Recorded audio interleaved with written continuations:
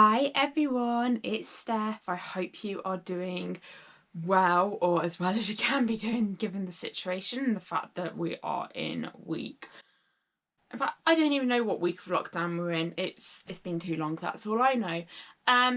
So today is going to be a really difficult video to film actually. I know a lot of you have been concerned. I've had messages about it, asking what's been going on, why I've not uploaded to YouTube the last 10 days or so, or however many days it's been. I've missed 2 uploads, so at least a week. But why I've not done that, why certain things haven't been out on Instagram and a couple of other bits. So I thought I would try and explain it to you guys because I asked on a poll if you guys would like me to film a video on exactly what has been going on, and the majority of you said yes. So I thought, well, I need to keep to my word and actually film it and get it out for you guys today. So basically,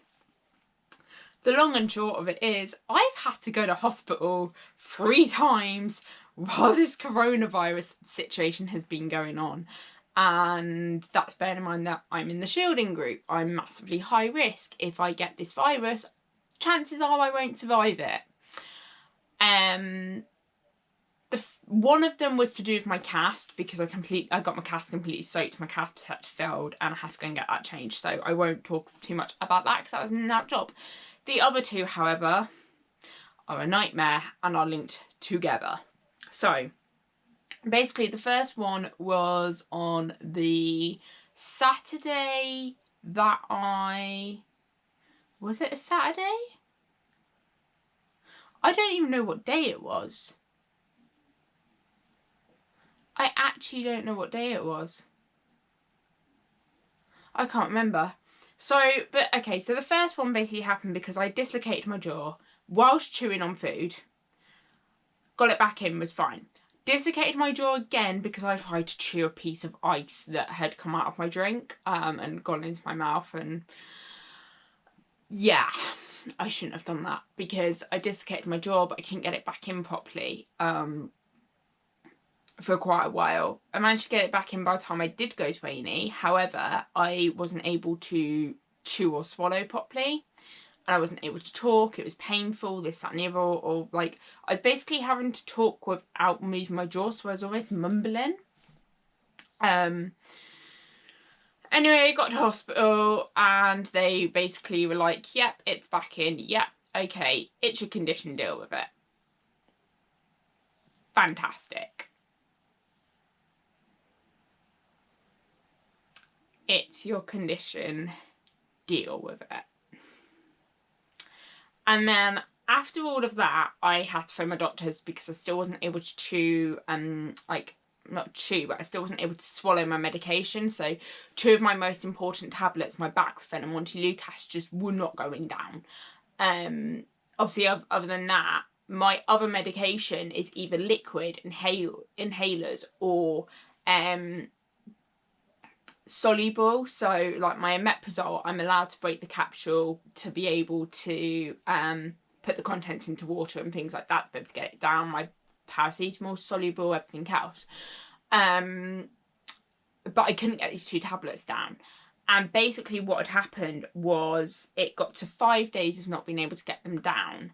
And not only in these 5 days were my spasms increasing, but I was starting to get some really scary withdrawal symptoms. Like, I was having full-blown hallucination withdrawal symptoms.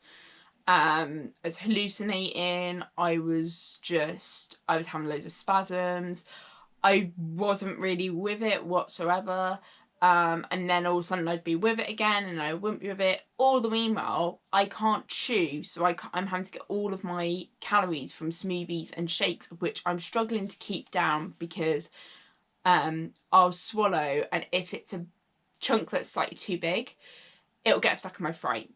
Now most people would just be like, well, just swallow, just take some water, take a drink, force it down. Normal person, that would work. Me, with EDS, this water that I tried to use to get stuff down my, like to try and force whatever was stuck down, was coming out through my nose. So I'm therefore struggling to get at least 500 calories. I mean, if I can get 500-600 calories into my system, that's a really good day for me. Of shakes and soups and things like that. It's a really good day. And I know people are just like, oh, blend down what you'd normally have as a meal, this, that and the other. But I'm on keto. I'm on a low carb diet to keep my inflammation levels down so that my dislocations don't flare all the time. I mean, I have dislocations pretty much every single day. But I would have them so much more frequently if my inflammation levels were high. And the moment I have loads of sugar and I come off a low carb diet, my inflammation levels spike and they do go really high, and my dislocations start playing me up again. Alongside my pain levels as well, because I'm so inflamed. Which is why I've stuck to my low carb diet now. I just have to be really careful to make sure that a repeat of March does not happen.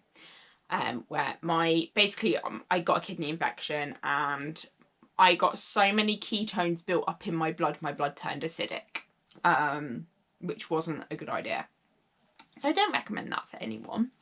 It's really, really rare to happen actually if you're not diabetic. So they couldn't really work out why it had happened, and then they said, look, it's because you've got a kidney infection and you've got one kidney, and obviously one kidney infection, kidney not working properly.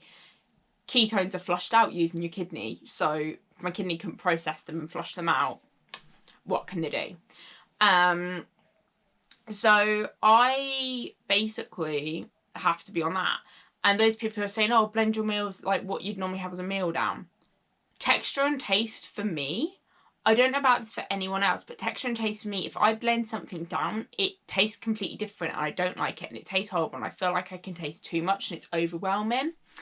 So, which is why I've been making shakes and soups and smoothies and things like that, because yeah, I'm just trying to bulk out my, one of the things I've been trying to bulk out some of my shakes with is MCT oil, which I can't have that much because if I have like a tablespoon over the course of a day, I'll be fine. If I have a tablespoon all at once, I'm not okay. My stomach does not like me afterwards, and then all my gastro stuff starts and then I'm really sick.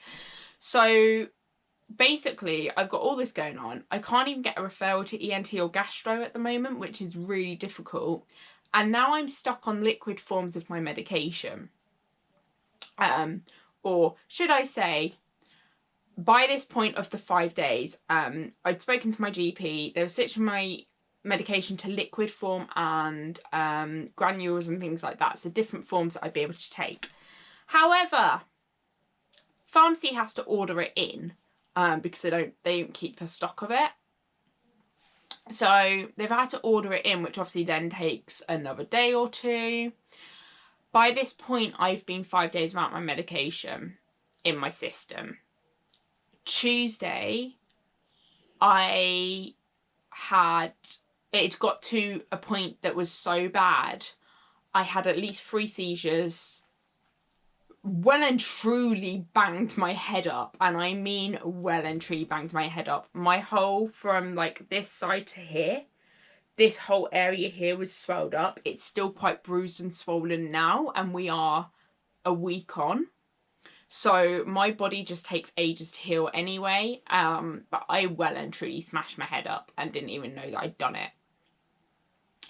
And basically it was because I went into baclofen withdrawal. Now, it's really, really dangerous. Baclofen and montelukast, it's really dangerous to stop any medication suddenly anyway. But baclofen and montelukast, when you stop those 2 medications suddenly, it can actually be fatal. Baclofen especially, because one of the biggest things you can have with a baclofen withdrawal is you can have seizures, which is exactly what happened to me. So 5 days without it in my system, and it's gone back. And obviously from that, the day after, I was able to get, ended up in hospital. So I ended up in hospital the day it happened, this, that and the other, which wasn't great because I ended up in the resus bit. Thank God the non-COVID part of A&E, because they've split it to COVID and non-COVID. So thankfully non-COVID part. I mean, they were doing my temperature and everything, and I'm just thinking, and I was half out of it, but I was just thinking, if my temperature's up, then there's something else going on, because it ain't COVID, because I've not been out of the house other than to hospital when I had to get my cash changed and when I did my jaw. So I was really, really, really like panicking, because that's the other thing as well, as my anxiety levels were going up because I knew I didn't have a medication in my system. My peak flow started dropping as well because I didn't have my Montelukast in my system. And then obviously after all that happened, I got let home. There was quite a big discussion actually when I was in hospital, because they didn't want to admit me to wait for the baclofen to get back into my system. They wanted me to do it at home because the risk of catching COVID was so great. And it literally was like, I actually heard one of the nurses say, we need to get her home because if we admit her, she's just going to catch COVID. Cracking, hun. Like, cracking. And I should not be making that facial expression because now my jaw is flipping kidding me. Hang on. Are we in? Yeah, we'll be fine. We'll be fine. It's okay. It's okay. So, yeah, so hearing that when you're really ill, you've had at least three seizures, a massive bash on the head, this, that, and the other, feel really weird, a concussed, feel like you're going to be sick. Your anxiety levels are through the roof. Which is another thing that happens with both Montelukast and baclofen withdrawals, actually, from what I got told, was anxiety and hallucinations are quite common.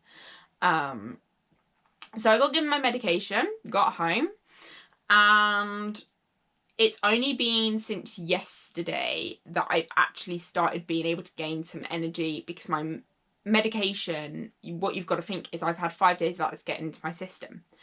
I've then got the medication I can take in the form that I can take, and because I've not scaled it up, I've just gone back onto the dose that I was on 5 days previously, that I could get when it was getting into my system.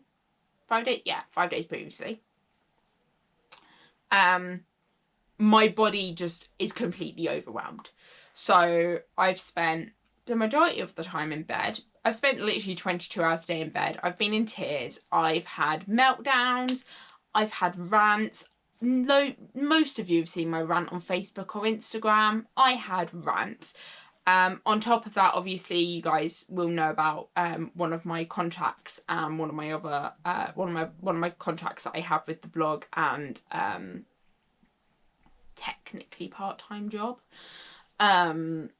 Is on the line at the moment as well. So that happened the same day I had the seizures. So I'm trying to process all this information. I'm really worried about my friends and family who work for the same company.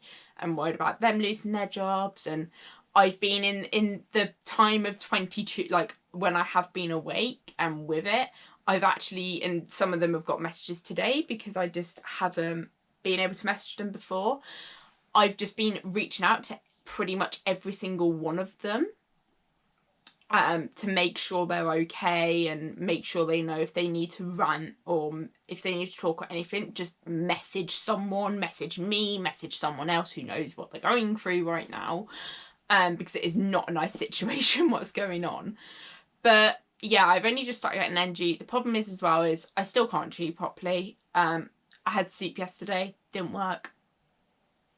Had fish yesterday, had chopped up like a really grounded down fish and veg yesterday with sauce.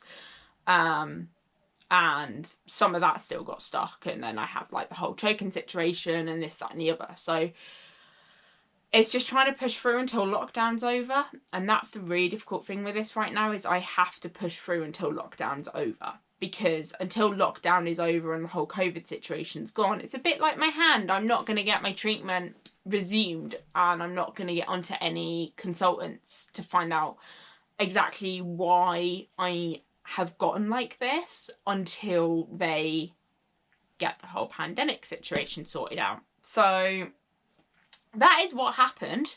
That is what has happened. That is why I haven't uploaded. I am going to try and start getting back to my twice a week uploads on Tuesdays and Saturdays. I'm not going to lie, right now, where I am struggling to get 500 calories into my body each day, bear in mind that your brain needs 600 to properly function. I can't promise you guys that it will be twice a week uploads until I can get this whole situation sorted out, because obviously I look like I'm okay now, but that's bearing in mind that I've had a 4-hour nap this morning.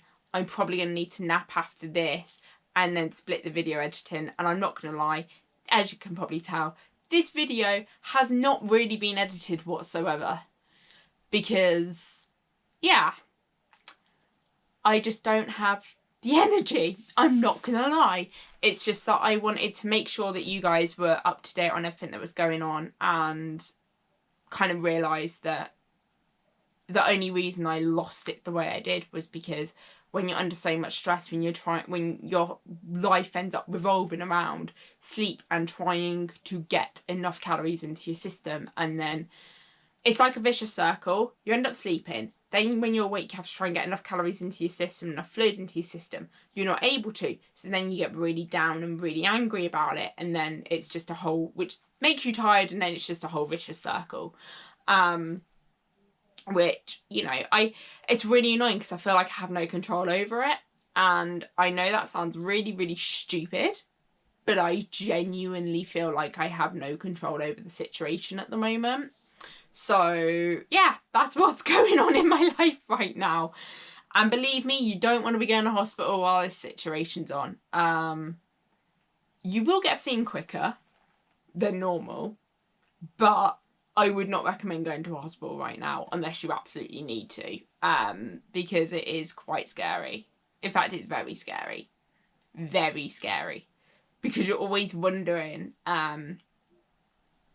if there is potentially someone harbouring the virus that doesn't know they're harbouring it yet. So it's a scary situation. But anyway, that's all for now. I hope you guys are well and taking care of yourselves and those around you, that you're staying safe. Please don't forget to like this video, share it, subscribe to the channel if you're new. And yeah, thank you all for watching. Thank you for being concerned. Thank you for supporting me. And I will see you all in the next video. Bye.